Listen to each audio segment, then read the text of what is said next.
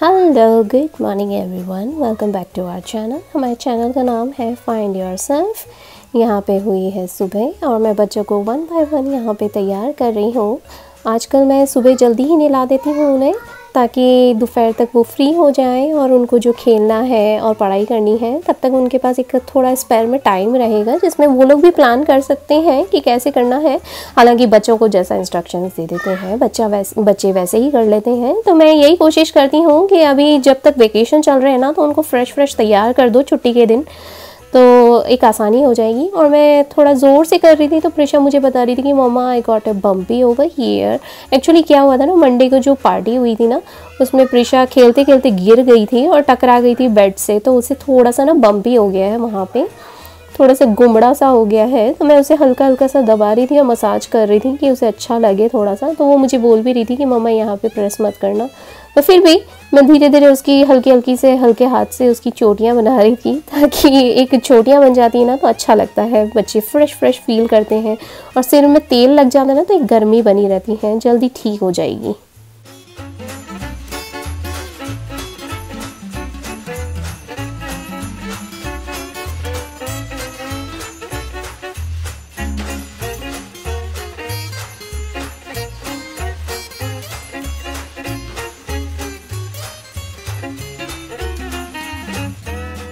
बस हल्के हाथ से मैंने उसे दबा दिया था, अच्छा लग रहा था उसे। और बस एकदम से तैयार होने के बाद ना, बच्चे हमेशा मुझे कडल करते हैं, मुझे भी उन्हें कडल करना बहुत अच्छा लगता है, हग करना, किस करना और I love you too, I love you ये बोलना बहुत अच्छा लगता है। बच्चों को बहुत अच्छा लगता है जब मैं उनको अच्छे से तैयार कर देती हूँ। तो बच्चे यहाँ पे वन बाय वन तैयार हो रहे थे। पहले मैंने प्रिशा को कर दिया था, फिर मैंने आदि को कर दिया था, और मैं बातें करती जा रही थी उनसे और पूछती जा रही थी कि कल रात की पार्टी कैसी रही, did you guys play together, did you guys enjoy too much. They were like oh बहुत अच्छा लगा, we enjoyed a lot, we played this.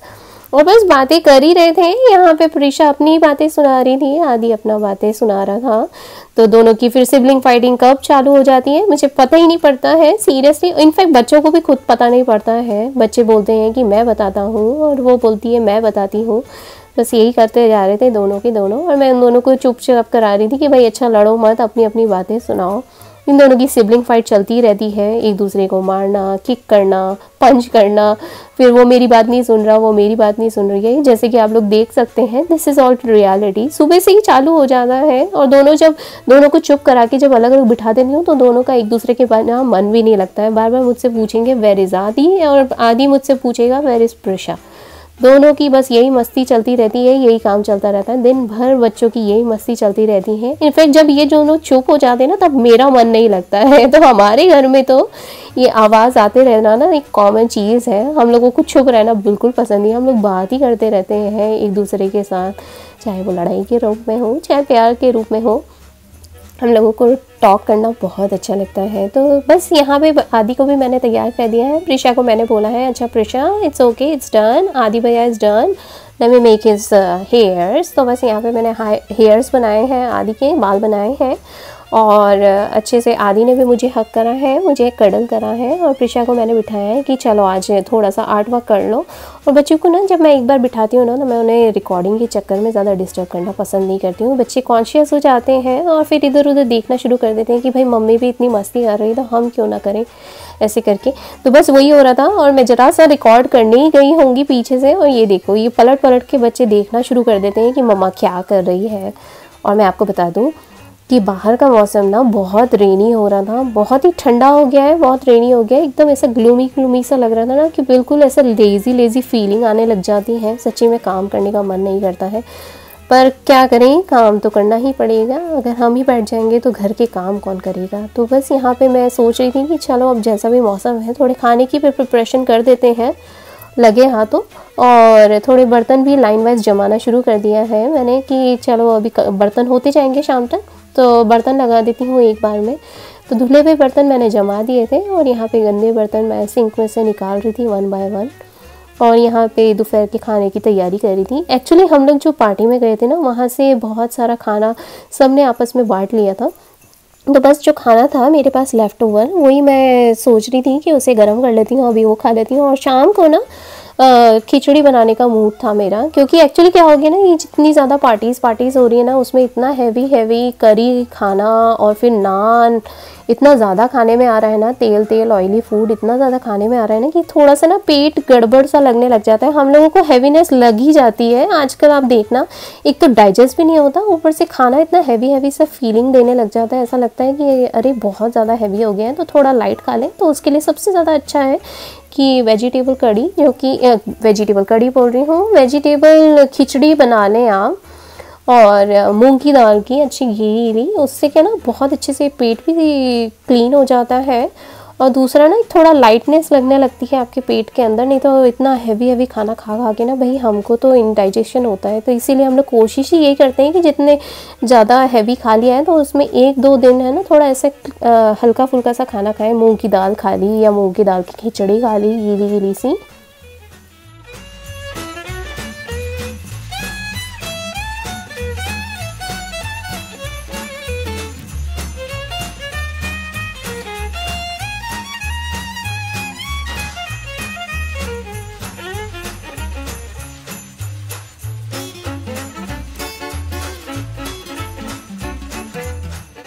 Kitchen में आई हूँ, थोड़ा सा ऑर्गेनाइज तो कर ही रही थी, तो मैंने सोचा कि बाकी के काम करूँ इससे पहले मैं खिचड़ी भिगो के रख देती हूँ। थोड़ी सी खिचड़ी गल जाएगी ना तो बनने में आसानी हो जाती है। खिचड़ी के लिए मैंने लिए हैं 3 कटोरी चावल, 1 कटोरी मूंग की दाल और 1 कटोरी तुअर दाल। ये अच्छे से मिक्स करके अच्छे से धो के पानी में मस के मैं इसे गलाने के लिए छोड़ दूँगी। और मैं ढेर सारी सब्जियां डाल के बनाती हूँ, तो वो मैं बाद की प्रोसेस है जो मैं आप लोगों को बताऊँगी। मुझे दूसरे काम निपटाने थे, इसीलिए मैं खिचड़ी गला रही हूँ। और गलाने से ना फ़ायदा होता है। एक्चुअली तुअर दाल जो है ना, उसमें ना बादी करने वाले बहुत सारे इंग्रेडिएंट्स होते हैं जो आपको पता नहीं पड़ता है, लेकिन पानी डालने से ना वो थोड़े गल जाते हैं, उड़ जाते हैं।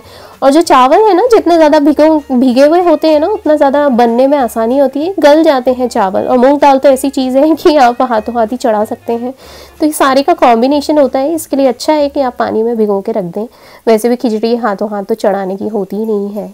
खिचड़ी को आप थोड़ी देर ऐसे गलने के लिए रख दें तो इसका ना बहुत अच्छा स्वाद आता है, अच्छे से गल जाती है। गलने के लिए बहुत आसानी हो जाती है, फटाफट बनती है खिचड़ी, 1-2 सीटी में बन जाती है। और इंस्टेंट पॉट में तो बहुत ही फटाफट बनती है। इंस्टेंट पॉट होने से बहुत फ़ायदे हो गए हैं, seriously time saver, life saver.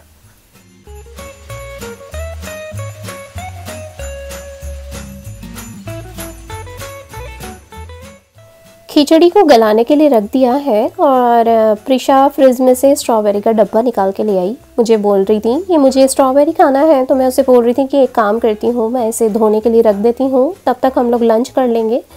Lunch करने से ना, जब तक लंच करूँगी तब तक ये स्ट्रॉबेरी गल जाएगी। एक्चुअली स्ट्रॉबेरी मैं ऐसे सिर्फ एक हाथ से एक पानी से धो के नहीं दे सकती हूँ इनको, क्योंकि स्ट्रॉबेरीज़ भी ना गंदी होती हैं और आपको पता नहीं होता इसमें अंदर ही अंदर ना हिडन बहुत सारे कीड़े, इल्ले वगैरह ये सब बहुत होते हैं। तो मैं नहीं चाहती हूँ कि मैं बस एक हाथ से हल्के से धोए और धोकर दे दिया मैंने। थोड़ी देर मैं गलने के लिए छोड़ दूँगी, और जब तक हमारा लंच होगा ना तब तक वो गल जाएंगे। और गलने के बाद ना मैं खिचड़ी भी चढ़ाऊँगी, और साथ में ये जो स्ट्रॉबेरीज जो गली हुई होंगी ना उसको बाकायदा काट के दे दूँगी। तो चलिए मैं यहाँ पे स्ट्रॉबेरीज़ गलाने के लिए रख देती हूँ, और साथ में ना मैं गर्म पानी भी उबलने के लिए चढ़ा देती हूँ, क्योंकि जो सुबह का चढ़ाया था ना वो ख़त्म हो रहा था। साथ में और रख देती हूँ क्योंकि खिचड़ी में डालने के काम में आ जाएगा। तो अब करती हूँ लंच, और लंच के बाद मिलती हूँ।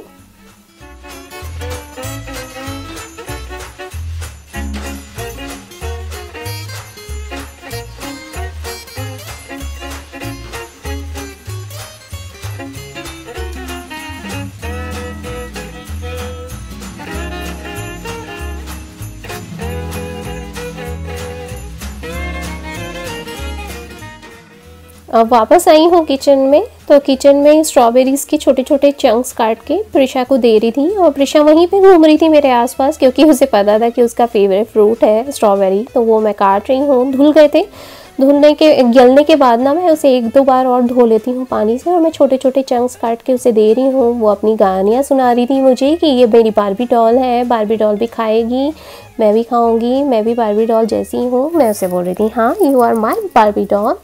पर प्रिशा को स्ट्रॉबेरीज़ इतनी पसंद है, कटने का भी देर नहीं कर दी है, बस उठा उठा के खाने की कोशिश कर दी है। तो मैं उसे बोल रही थी थोड़ा दूर हो जा बेटा, मैं काट के देती हूँ तुझे। और बस यहाँ पे काटे हैं मैंने, और वो इतनी खुश हो रही थी कि I will eat by myself, give it to me. और बस यहाँ पे उसको मैंने काट के दिए हैं स्ट्रॉबेरीज़ के छोटे छोटे पीसेस। वो गई है, वो बैठी है वहाँ पे। और ये देखिए अब थोड़ी देर में ना इतना अंधेरा अंधेरा सा फील आने लग गया था कि लाइट चालू ही करनी पड़ी मुझे। और मैंने सोचा कि लगे हाथों अभी किचन में थोड़ी सी झाड़ू भी लगा देती हूँ, क्योंकि है ना बहुत गंदा हो रहा था घर। एक्चुअली क्या हो गया ना कि जिनके लंबे बाल होते हैं ना, किचन में बाल भी दिखाई देते हैं और इतना डस्टिंग सी फील आने लग जाता है ना पाँव के अंदर, इतने कण कण चिपकते हैं। तो ऐसा लग रहा था कि चलो अभी किचन में थोड़ा सा झाड़ू भी लगा देते हैं, नो मैटर वो आँखों से दिखाई दे ना दे, पर हल्की सी फीलिंग पाँव में ही आती है ना। तो मैंने सोचा चलो अभी झाड़ू भी लगा देते हैं, क्लीन हो जाएगा, बाद में क्यों वेट करना। और ये किचन में ना क्लीन करते ही रहना पड़ता है, आप चाहे कितना ही कर लें कि काम ख़त्म हो जाएंगे, ये कर लिया है अभी थोड़ी देर में बैठ जाती हूँ, ये ख़त्म हुआ है तो बैठ जाती हूँ, ऐसा नहीं होता। काम करते ही रहने पड़ते हैं। और मुझे तो लगता है कि काम कभी ख़त्म ही नहीं होते, चाहे किचन के हों, बेडरूम के हों, ये घर के काम ना कभी ख़त्म ही नहीं होते, हर बारी चलते ही रहते हैं, वन बाय वन।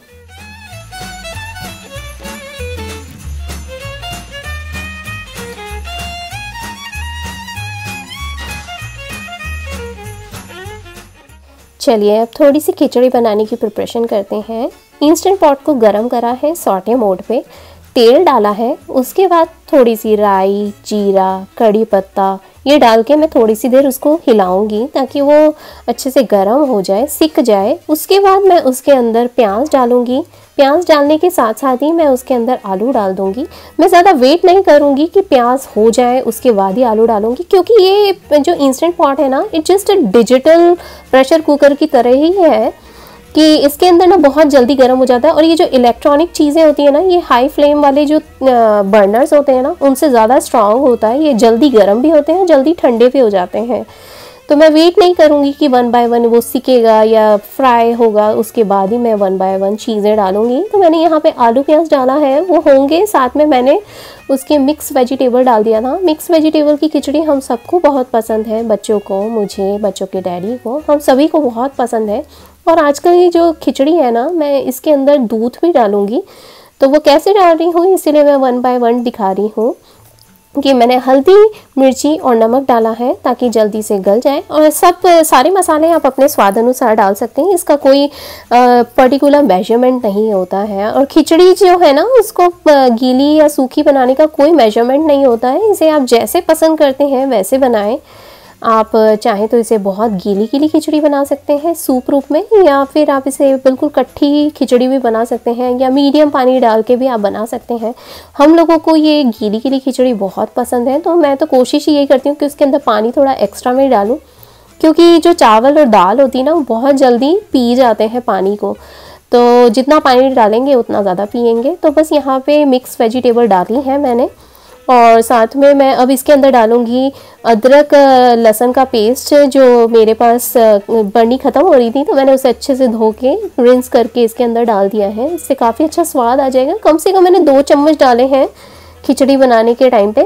तो बस यहाँ पे अच्छा है, मसाला हो गया है। उसके बाद मैं इसमें सारी खिचड़ी के चावल डाल दूँगी, अच्छे से इसे मिक्स करने दूँगी, क्योंकि इसका ही जो पानी था वो अच्छे से मिक्स हो जाएगा। और याद रखिए अभी तो मैंने कुछ और दूध या पानी एक्स्ट्रा डाला ही नहीं है, थोड़ा सा इसे पकने दूंगी ताकि ये अच्छे से ब्लेंड हो जाए, सारे मसाले और सारे चावल वगैरह आपस में ब्लेंड हो जाए। इसे अच्छे से मिक्स कर दूंगी, वेल स्टर कर दूंगी।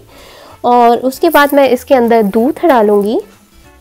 तो जी अब बारी आती है दूध डालने की। तो दूध आपको एक्स्ट्रा कुछ नहीं डालना है, आपको लगभग ये 1 गिलास भर के डाल देना है। एक नॉर्मल मीडियम गिलास जो होता है 8 आउंस का या 10 आउंस का जो गिलास होता है, बस वो डालना है, अच्छे से मिक्स करना है। और इट डिपेंड्स कि अगर आपको ऐसा लगे कि दूध डालने से ये गाढ़ी गाढ़ी हो रही है, तो उसके बाद आपको उसके अंदर पानी डालना है। अब पानी डिपेंड्स करता है कि आपको ज़्यादा गीली खिचड़ी चाहिए कि ज़्यादा सूखी खिचड़ी चाहिए। तो याद रखिए अगर आप पानी नहीं डालेंगे तो ये दूध से ना बहुत कट्ठी सी खिचड़ी बनेगी, जिसमें बराबर से पानी भी नहीं जाएगा। तो उसके लिए ज़रूरी है कि थोड़ा पानी डालें आप इस पैर में। और सबसे लास्ट में आप चाहें तो कड़ी पत्ता भी डाल सकते हैं, पर मुझे कसूरी मेथी ज़्यादा प्रेफर करती हूँ, इसलिए मैं कसूरी मेथी ऊपर से डाल दूँगी। बस यहाँ पे हमारी खिचड़ी चढ़ने के लिए तैयार है। तो बस अब मैं उसे खिचड़ी को लगा दूंगी। और खिचड़ी लगाने के लिए मैं इंस्टेंट पॉट पे सेटिंग जो करती हूँ वो भी मैं आप लोगों को दिखा देती हूँ।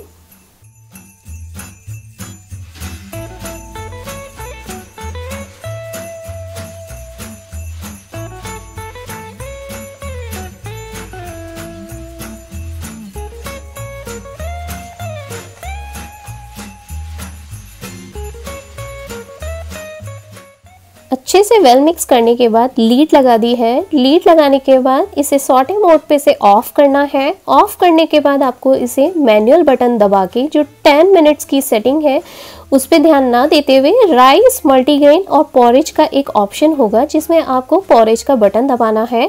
लो प्रेशर पे लगा रहेगा, नॉर्मल एडजस्टमेंट है, नॉर्मल सीटी बजेगी इसकी और ये 20 मिनट पे सेट हो जाएगा और यहाँ पे आपका इंस्टेंट पॉट खिचड़ी बनाने के लिए तैयार है। बस ये मैं आपको बता दूं, इंस्टेंट पॉट ना बहुत बड़ा लाइफ सेवर है, टाइम सेवर है। मैं सबको यही बोलूँगी कि आप सब भी इंस्टेंट पॉट यूज़ करें, इससे काफ़ी सारी एनर्जी आपकी बच जाएगी। और जब तक खिचड़ी चढ़ी है तब मैं नीचे आके एक लोड और लगा देती हूँ।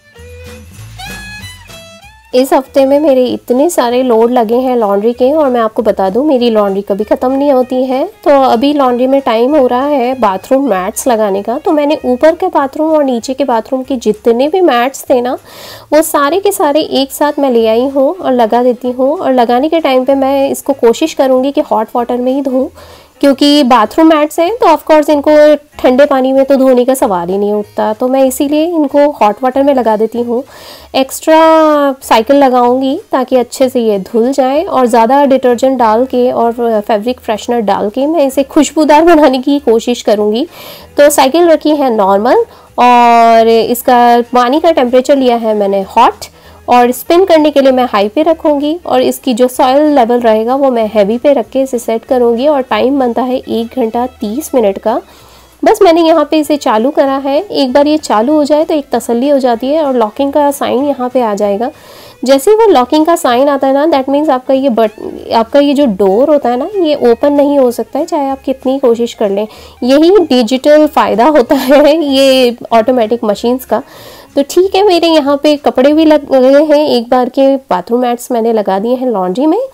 यहाँ पे मैं कोशिश कर रही हूँ कि बर्तन मेरे जितने हो चुके थे उन सबको एक बार लोड करके मैं इसे चालू कर देती हूँ, तो मेरा ये बर्तन का काम भी हो जाएगा, हाथों हाथ हो जाएगा। और बस यहाँ पे कपड़े धुल जाएंगे एक बार के, मतलब लॉन्ड्री हो जाएगी और उसके बाद बर्तन भी धुल जाएंगे। बस इस तरीके से दिन चलता रहता है। आई होप आप लोग इस वीडियो से कहीं ना कहीं रिलेट कर पाए होंगे। हम ये छोटी छोटी चीज़ों में ही हम लोग खुशियाँ ढूंढना पसंद करते हैं, इसीलिए मेरे चैनल का नाम है फाइंड योरसेल्फ। क्योंकि चाहे कुछ भी हो जाए काम ख़त्म नहीं होने हैं और काम के चक्कर में अपना मूड ऑफ करने से कोई मतलब नहीं है। तो खुश रहिए, मुस्कुराते रहिए। आने वाला साल हम सभी के लिए हेल्दी रहे, सेफ रहे और हैप्पी रहे। बस इसी की कामना के साथ आज का ये व्लॉग यहीं पे एंड करती हूँ। मिलती हूँ आप लोगों से नेक्स्ट व्लॉग में। और हाँ, इस वीडियो को लाइक करिएगा, सब्सक्राइब करिएगा, उसके साथ हमारी फैमिली का हिस्सा ज़रूर बनिएगा। इससे बहुत मोटिवेशन मिलता है, नेक्स्ट व्लॉग बनाने के लिए काफ़ी कॉन्फिडेंस आता है। Alrighty, bye.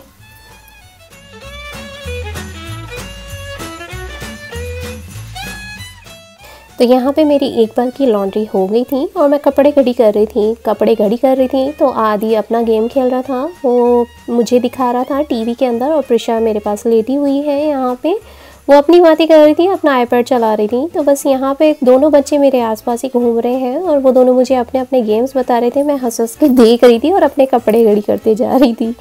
ऑलराइट।